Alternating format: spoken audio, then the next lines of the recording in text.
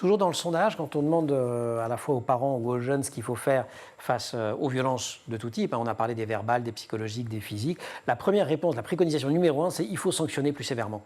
Pourquoi c'est pas magique? Pourquoi ça ne suffit pas? Ça suffit pas parce que justement, en fait, en tombant à bras raccourcis sur ces enfants-là qui harcèlent, hein, eh bien, on en fait des décrocheurs aussi.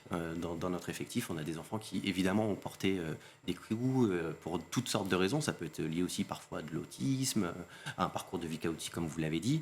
Eh bien, si on tombe que par de la répression sur ces enfants-là, ils vont s'écarter du chemin scolaire et venir chez nous. C'est un peu ce que nous disait Basile Debure sur la prison la semaine dernière dans l'émission. Il a publié un livre qui s'appelle « Que le destin bascule » chez Flammarion, en disant voilà, il faut faire très attention.